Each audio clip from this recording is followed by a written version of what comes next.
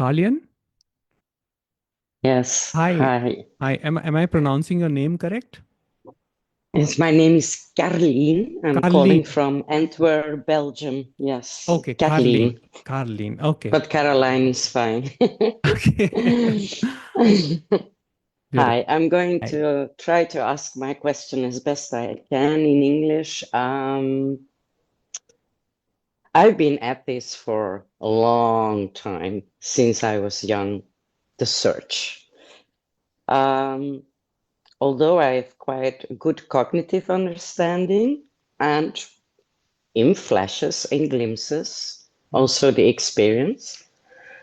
I hear and I read about the doership, but what I wanted to say is, well, I will express it openly. I suffer from complex trauma, which has an enormous effect on the body and the brain. I'm 5 years in recovery in self-help groups, which is amazing that I found those groups.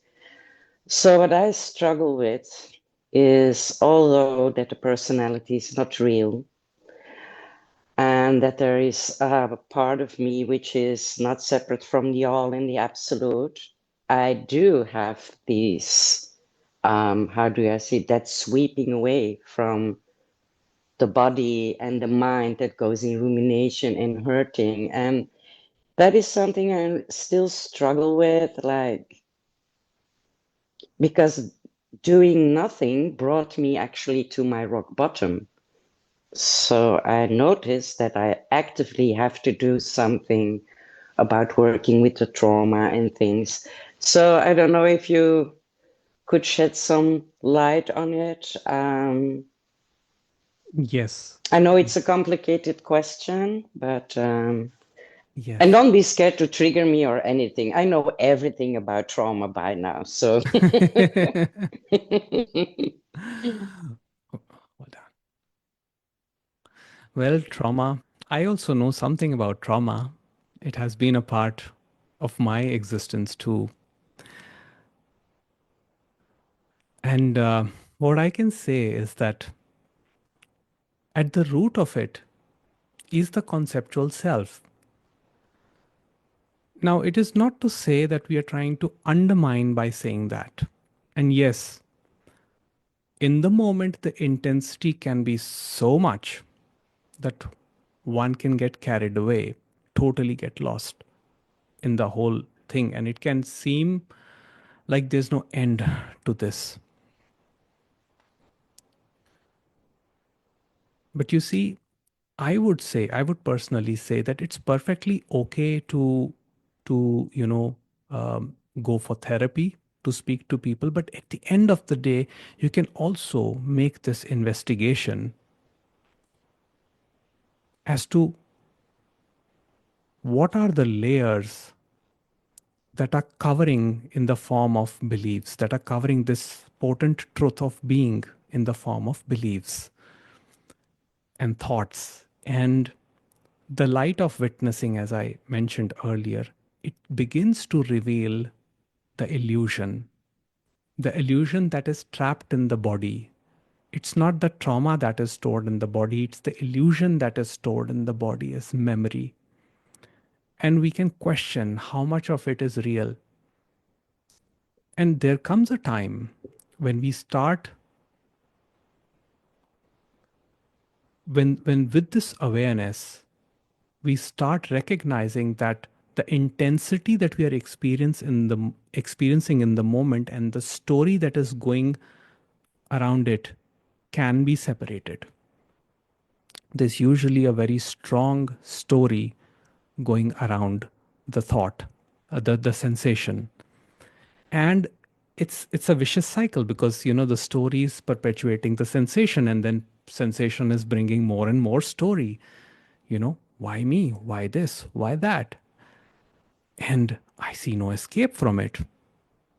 But at some point, when this investigation goes deep and we can see all these patterns acting out repeatedly, we are able to separate the story from the sensation and remain with the pure sensation.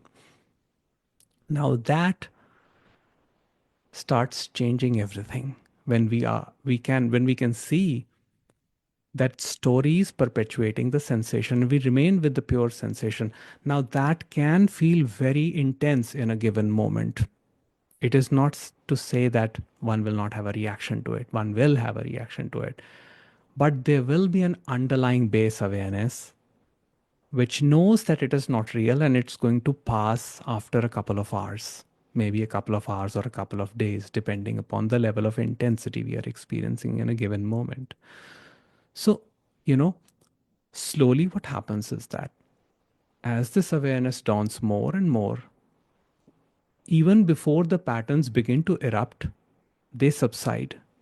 I have seen this with myself. I've seen with a friend of mine who suffers from CPTSD. And now it's not to say that this teaching is a solution to trauma that is going to solve the trauma. But what has happened is that it has brought it has brought a baseline peace to everything with the complete acceptance of the intensity that is experienced in the moment when we face our triggers, when the triggers happen. And the beauty of this teaching for me was that it immediately switched the awareness from from the object that I was caught up with, that I blamed for my trauma, back to myself. Is it happening because of them, or is it something which is stored within my own system as core of my ignorance?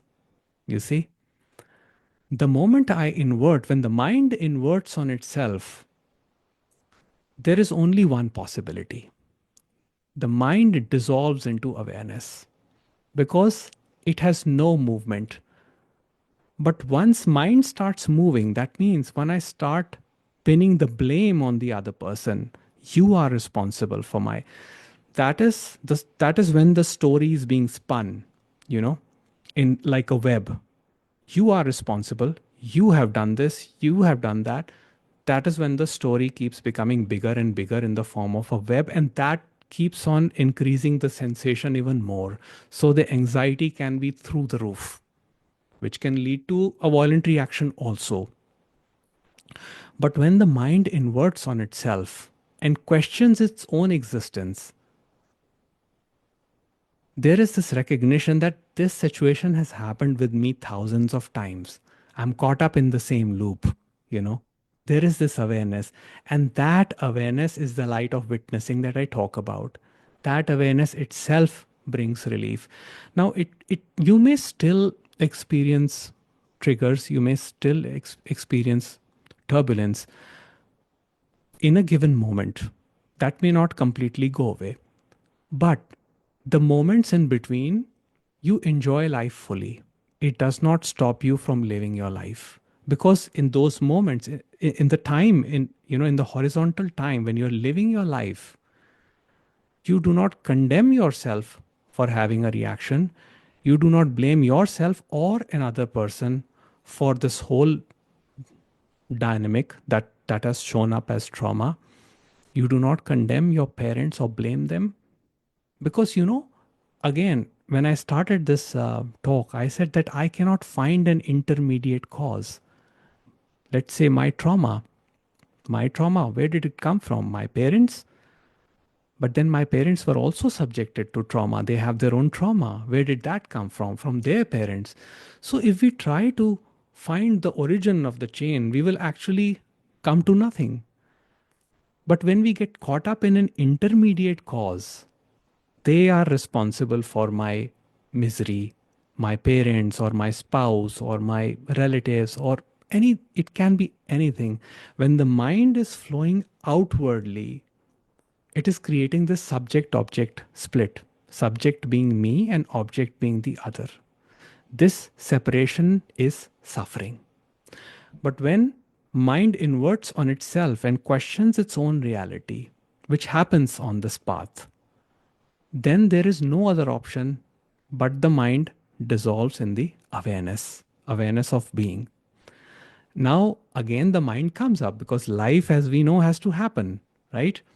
But now it has glimpsed awareness. So the interaction with other people now is colored through that awareness, is filtered through that awareness. That awareness is always there. So there is a change. And the moments of pain will always be there. Even Nisargadatta Maharaj says there is no escape from pain. The pain will be there, no escape. No matter how realized you are, how deep you know the truth, there is no escape from pain. But pain does not become suffering in horizontal time. That is the difference. It does not become my story. Why me? Why only me? Why this? Why that? So I would say that uh, therapy is beautiful. It is wonderful. The reason being is, and especially if your therapist is holistic and has, you know, more depth into into understanding of this whole process, what you will see is what they are doing is they're also making you aware of your patterns. It is all just awareness they're trying to. There's no special practice or technique. We may give it different names like DBT or, we can call it all the fancy names, but you know, ultimately even DBT, which is a very common, I think, common technique used in trauma patients.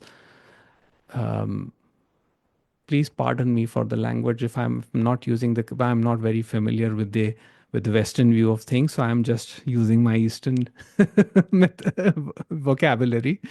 But what I'm trying to say is that even practices like DBT are based on mindfulness. The origins of that come from mindfulness, from Buddhism, and it is all about bringing your attention to here and now. So what as far as my knowledge goes, the person who came up with this practice with DBT for treating, it was basically for treating borderline Borderline. patients, right? Hmm. Yes. Now, uh, the practice that this person learned was actually in a Buddhist monastery somewhere. I don't know where exactly, but what they would make her or him, I don't know if it was a male or female, but what they would make them do is like when they were cleaning, they would just hit a bell, sound a, and you had to stop it right there. Now, if the work gets done or work doesn't get done, it doesn't matter. You have to put down the broom once the bell rings.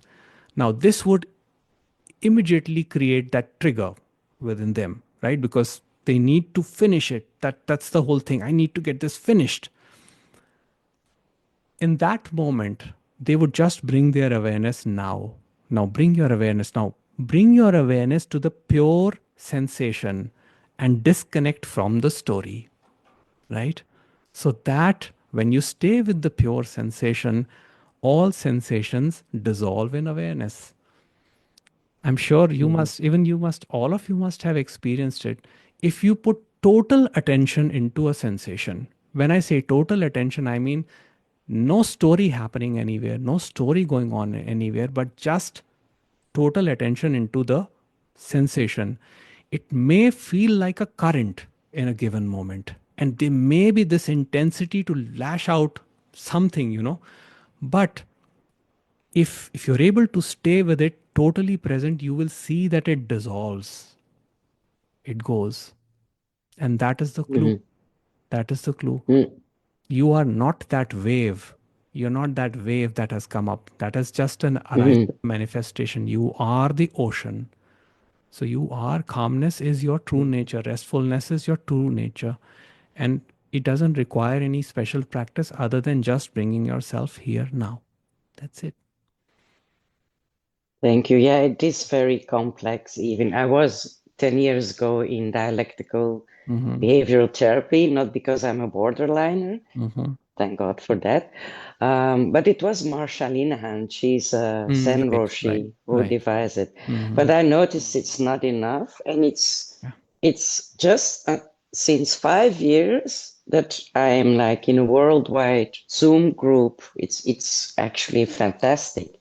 Yeah. I noticed that now that my story is getting out and I see what all happened to me since I was young and a lot of things after, Mm. that's a definition of trauma, is that without that you realize you repress it all in the body, almost Yes. like a dog or a cat that is abused. So now that's the awareness. And I think I'm on the right track. I have a brain spotting therapist. That's the newest therapy. She Mhm. also said, well, in your case, I don't understand that you're still here and alive with all I experienced. I was like, yeah, I've got this reincarnation thing dangling above my head. So I just want to try to get out of it. But I can see it that the skandhas are so deeply ingrained when you have Yes. trauma. Yes. So, yeah, the same with mind, because mind is not only thinking, it's thinking, feeling, and wanting. Yes. So yeah, thank you for addressing this, but it's still a battle, but I'm going to continue to do it. Yes. And I'm Yes. sure it Yes. must also be the absolute or my higher self that pushes me to do. That's why I wondered, like sometimes the doership is not the lower doership, but it seems that push seems to come Yes. from a higher part, like, okay, keep on working, keep on doing this, you know. Yes. So Yes. yeah, thank you. Thank Yes. you. Most welcome. Not a problem. All right. I think